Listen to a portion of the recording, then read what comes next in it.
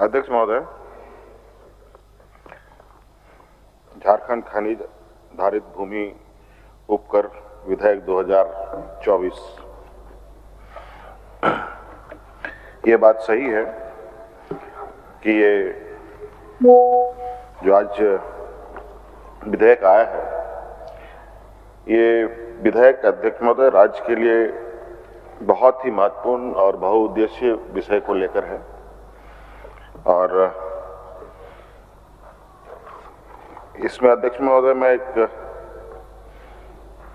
जो अनुसूची धारा 2 के उपधारा 3 ब्रैकेट 8 में जो मूल्य निर्धारित है किस पे कहाँ लगे, कितना लगेगा, मैं समझता हूँ अध्यक्ष महोदय ये समय समय पर कई चीज़ों में बदलाव होती रहता है, कभी घटाना पड़ता है, कभी बढ़ाना पड़ता है कई चीज़ों को।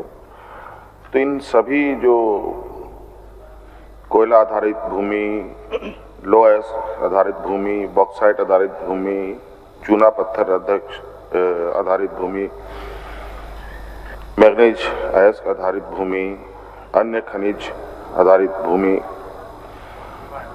इन सभी पर अध्यक्ष महोदय राज्य सरकार को ये अधिकार प्राप्त हो कि समय अनुसार वो अपने दर को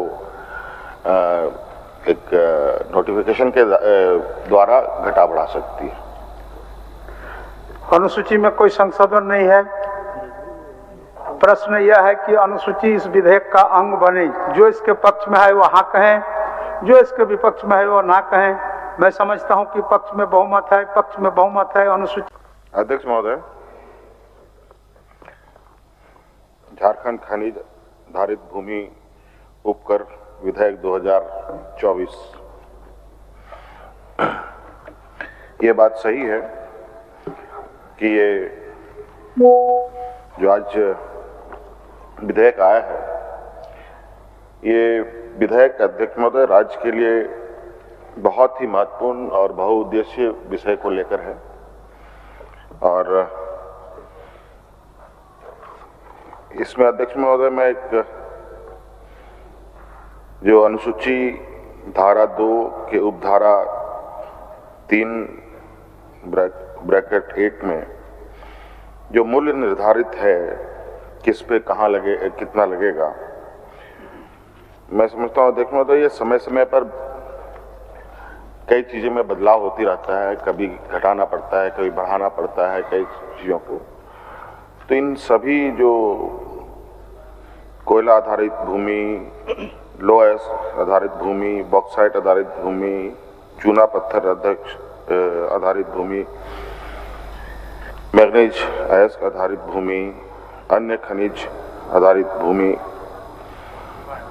इन सभी पर अध्यक्ष महोदय राज्य सरकार को ये अधिकार प्राप्त हो कि समय अनुसार वो अपने दर को एक नोटिफिकेशन के द्वारा घटा बढ़ा सकती है। अनुसूची में कोई संशोधन नहीं है।